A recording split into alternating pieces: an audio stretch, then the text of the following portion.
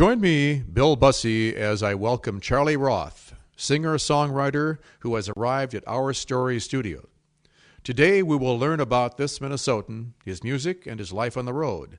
On Our Stories, This Song's For You. Welcome, Charlie. It's glad to have you back at Our Story Studios. It's great to be back, Bill. Now, can you tell us a few things about yourself?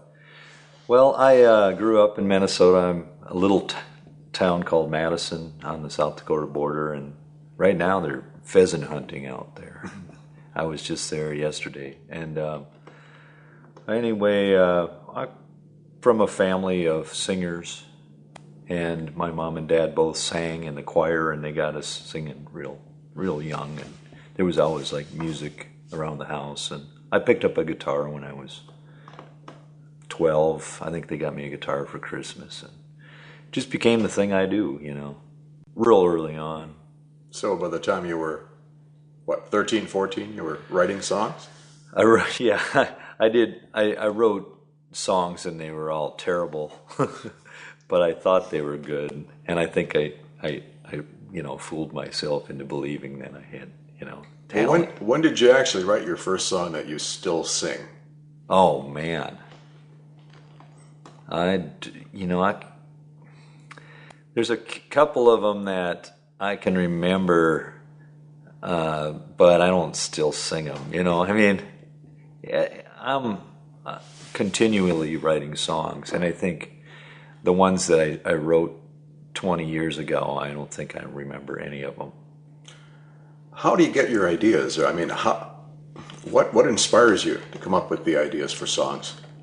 Well, they come in different ways. Usually, sometimes, I dreamt a song, the other day, and I woke up singing this song, and I remember I was in a room, and there were some people that I knew in the room, and I woke up with the melody and the title, and not specific words, but just went down and got my coffee and started to write the song, and in that case, I was able to recreate it. That's happened before, but I can't bring it out, but right. I was lucky that time. How many concerts do you do maybe in a year? Well, because I make my living as a musician, concerts aren't really the main crux of it.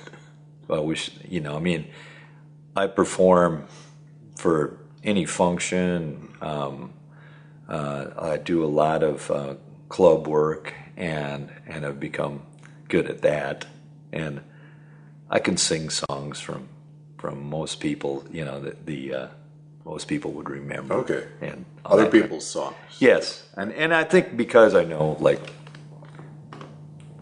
maybe 1,500 to a couple of thousand songs, that helped me as a songwriter too. Sure. Because I can kind of steal. Well, I know that you have a new CD. Can you tell us something about the CD? The CD did last year. It was star-studded cast of. I went down to Nashville and recorded with Sam Bush. That was a real treat. My producers hooked me up with Michael Bland and Phil Solem from the Rembrandts, and all these people that were involved in the project. They were studio guys. I seem to remember that somebody from the Rembrandts sang harmony. Yes, one of those songs, Phil. isn't that right? And he did 3 songs, and then J.D. Steele from Prince's organization did 2. And then, it was, of course, I had one of the late Gary Curry, who was playing accordion, and he was my partner last time I was here. Right. He passed away. But the CD came out, and now I'm writing prolifically for the last 6 months. I've been coming up with new songs. So. Well, good. And you're going to favor us with one of those, aren't you? Yes, I am. Okay, ladies and gentlemen, we're going to have a new song from Charlie Roth.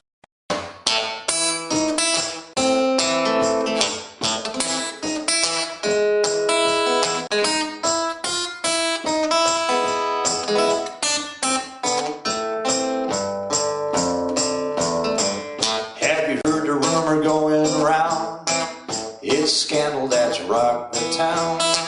The waitress got herself a wedding gown.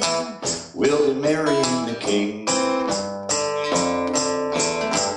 But the waitress in the white dress, before the wedding saw the mistress making whoopee on the mattress in the chamber of the king.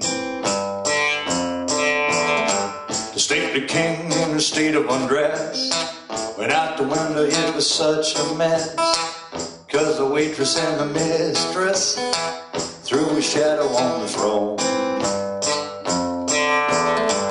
And it was totally outrageous.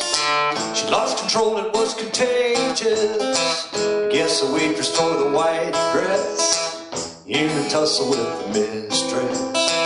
Threw a glass across the castle lawn. She drove drunk to the loaning pawn. She laid her diamonds down and then she was gone to her mom's in Minneapolis.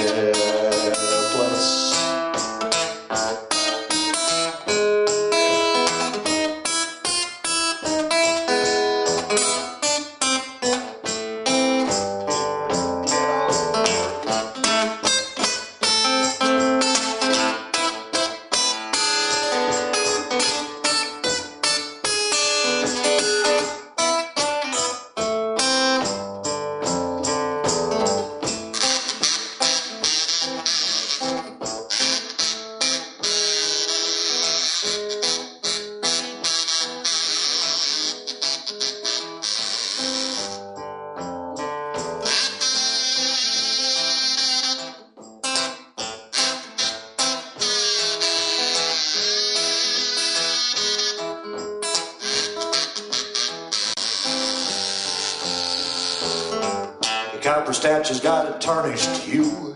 State of the nation now shambles too. But I guess she's still a waitress in a cafe called the Capitol View. And the king's before the Congress. Allegations that he must address, though his alibi was weak at best. Another victory for the king. Another victory for the king.